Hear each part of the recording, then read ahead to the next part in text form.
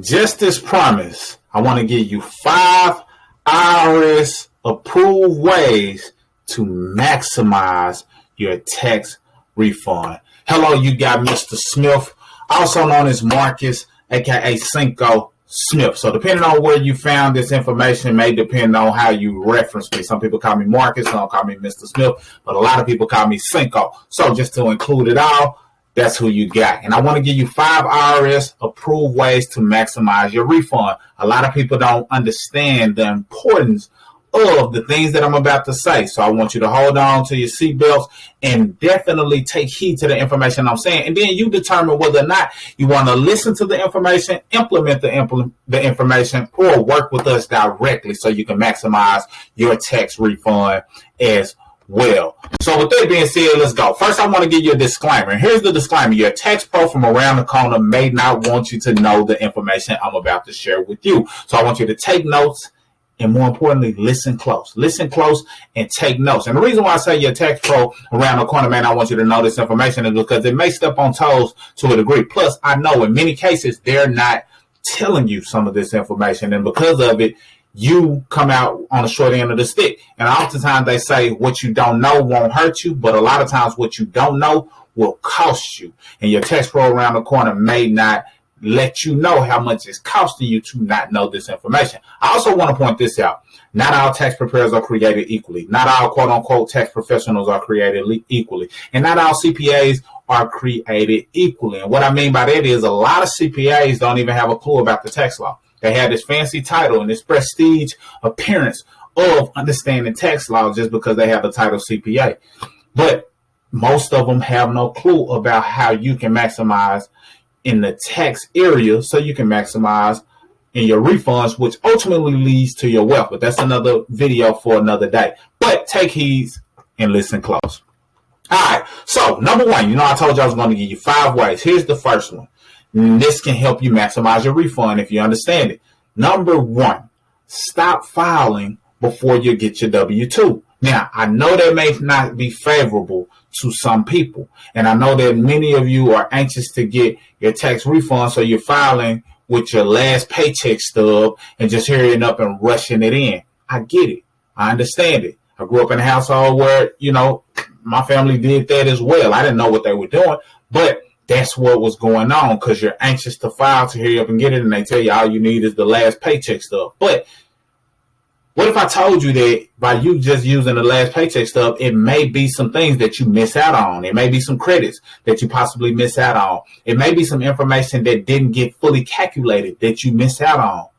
It may be some taxes that you paid, meaning that you actually paid them throughout the year, but it didn't fully get calculated or was misrepresented in some way, shape, form, fashion that you miss out on. So by you not waiting for you to get your full W-2, and not to mention the other items that can go along with it, the other documents that may come in the mail to go along with the W-2, by you not waiting for those items to come in the mail, you miss out. And sometimes they don't come until February. Sometimes they don't come until the end of January. So just by being so anxious to file before you get your W-2, you mess up and lose thousands of dollars in many cases, over $1,000 just because you chose to file early. Now, I know it may have felt good if you got the return sooner, depending on, how the returns are working because they've been delayed for a lot of people. However, it may feel good if you get the return sooner, but you left a couple of $1,000s on the table and you're wishing that you had it a month from now, 3 months from now, or even later on in the year.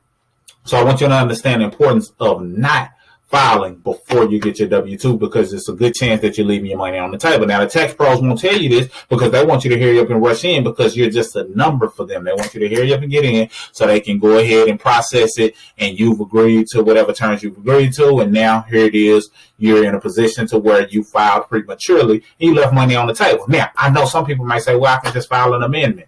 And that's true, but in many cases, the amendment may not be necessarily worth your time, or it can be, a hassle, a bit of a hassle. So it just depends on what you want to do, but I highly recommend against filing prematurely. Now, let's get to number 2. Number 2, consider investing in a 401k or traditional IRA. Now, I will say this is not tax advice. This is just based on things that I've implemented and seen people implement that has benefited them greatly. And the reason why I say it's not tax advice is because I'm dealing with an investment product. an investment vehicle. 401ks, traditional IRAs, those are investment vehicles. And in order to give advice in that area, you have to have your series 6, 7, 8, whatever it is, in order to give that advice. However, I have seen the benefits of how it has helped people from a tax perspective. And this is just based on your preference, because different investment products operate differently. In other words, depending on what you invest in, you may still have paid taxes on that money on the front end, but on the back end, when you pull it out, you don't have to pay taxes. With these two scenarios, you can put yourself in a position to where the money that you've invested throughout the year that went into a traditional IRA or a 401k, it was tax deductible. When it's tax deductible, what that has done is lowered your tax liability. So yeah, you may have paid a certain amount of money throughout the year, but now that your taxes have been lowered, guess what just happened? It maximized your refund potential because you had a vehicle that you invested money that was tax deductible. And now they have to take that off of what they said you made. And that lowers your tax bracket in many cases, which heightens the amount of money that you're able to get back and lowers the amount of taxes you have to pay out. So consider investing in these vehicles and maxing it out to the best of your ability so you can maximize your tax refund. Number 3. Claim your credits. And I know this may seem like a no-brainer to claim your credits because most people are anticipating getting that child tax credit or even that earned income tax credit. However, did you know that about 20% of people do not claim their earned income tax credit, even though they qualify? And this includes those who are single with no kids, because earned income tax credit has nothing to do with having kids. So you can be single and still qualify for the earned income tax credit due to the fact that you met the threshold, the income threshold, to qualify for earned income credit, meaning that you made whatever number, the number range that they're looking for, and you qualify for the earned income tax credit. So make sure you're claiming all of your credits, because many people leave that on the table, and as a result, they don't claim it, and it could be money that they could have brought back into their refund. So make sure you claim those credits. Also remember the American Opportunity Tax Credit, and this is for individuals who have college students.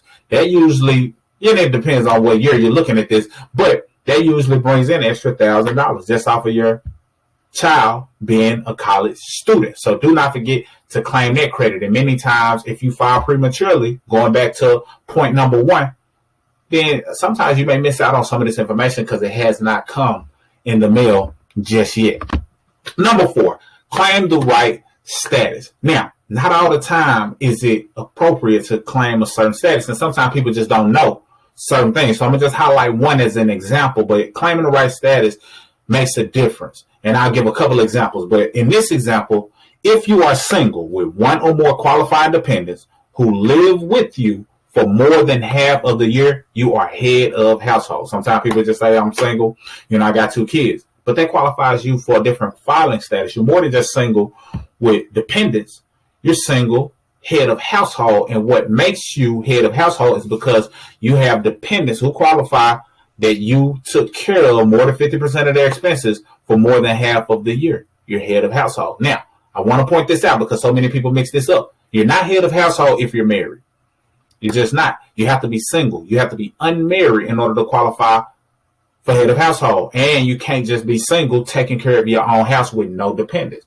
You must have both. You must be unmarried as well as have qualifying dependents who live with you in order to be head of household. So be sure that you claim the right status and just understand the power in there so you can benefit yourself the most. Last but definitely not least, and I got some more I want to go into on top of this, and then we'll wrap up and you determine whether or not you want to work with us or not. But hopefully you take some of this information and you apply it and implement it. And if we're a good fit to work together, great. If you qualify to work with us, great. There'll be some buttons below so you can get access to it. But I want to dive into this one because this is a very lucrative way for you to maximize your tax refund that many people don't realize. And I'll give you a brief story of how it helped me. But number 5 is embrace tax deductions. Now, I'm not just talking about the tax deductions that may come from your donations or your charitable givings or medical expenses, because oftentimes those deductions don't amount to what the standard deduction is. And I don't want to confuse you, but sometimes so many people say, I gave this to the church.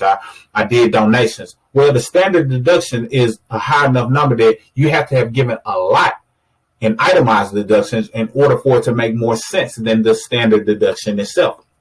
So I'm not just talking about those deductions because the standard deduction usually gets the job done for most people. However, I want you to embrace home-based business deductions. Why? Because they're the most lucrative. They're the most lucrative, meaning that it's so much range and it's things that you might already be doing that could lower your tax liability. And anytime when I say you lower your tax liability, that's another way of saying you position yourself to either maximize your refund, or if you're accustomed to owing, you position yourself to owe less money at the end of the year. And that's what most people want to do. They either want a larger refund or they want to owe in less. And sometimes people who are typically accustomed to owing, they wind up not owing at all and sometimes getting a refund off of this number 5 alone, having a home-based business. Now, what's going to be key as it relates to having a home-based business that comes with deduction is going to be record keeping. This might not apply to everyone, but just understand the importance and the power of it. So if this does not directly apply to you, if you're just an employee, you just have a job, great. Take advantage of all 4, and then you can click one of the buttons below to determine if you want to work with us and get it in motion. There are 2 different options. One option will be centered around you going ahead and uploading your information, getting a free quote, as well as skipping the line and being able to get in the process so we can get you processed as soon as possible. The other option would be for the individual who says, you know what, I just want to hop on the call before I go ahead and upload my information and things of that nature. So if that's you, take your pick and decide, but one will get you ahead faster. So if you go ahead and go through the process of uploading your information, then it'll get you ahead faster so we can go ahead and get in motion because we have everything that we need. We may have some further questions and things for you to sign so we can take care of you in a proper manner. However, those 2 options are available. Now, let's talk about these tax deductions as it relates to a home-based business, because many people are doing something in this arena, they just might not realize it. Especially now, a lot of people are understanding the importance of not just having one stream of income. So you may be doing certain things that could qualify you for tons of tax deductions. So let's proceed. I'm going to give a couple of examples. Now, this right here alone can be a all-day presentation by itself, just talking about home-based business and deductions and examples. So I just narrowed it down to about 5 categories.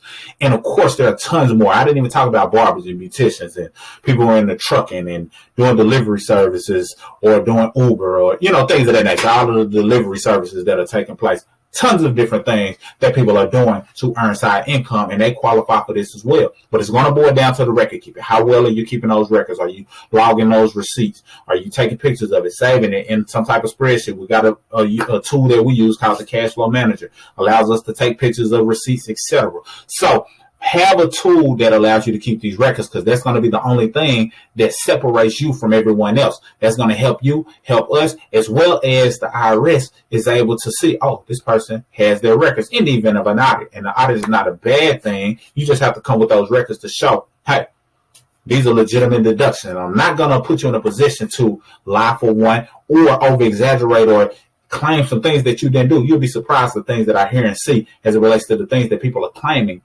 and they didn't even have a business at all. But these are some of the categories I want to touch on. Now, this right here alone is what helped me maximize my refund, even though I didn't have any kids. Once I understood this, I was like, oh, I qualify for some tax deductions. I got back like over $7,000 with no kids off of this information alone. So these are the categories: network marketers, affiliate marketers, content creators, rappers, singers, and musicians, as well as influencers. Now, this is a new day and age. So all of these are growing industries. And as you can see, a lot of the tax deductions are similar. Many people can qualify for all of the tax deductions that you see, and many times 100% can be tax deductible because these are things that are necessary and ordinary in order for you to operate your business, especially if you're in pursuit of a profit. So I want you to understand the power and the role that you play if you're in these areas. And I put network marketing and affiliate marketing first because many people don't realize if you're in the network marketing or affiliate marketing, you qualify for a ton of tax deduction. People don't realize the power of network marketing and how lucrative it is in the area of tax deductions.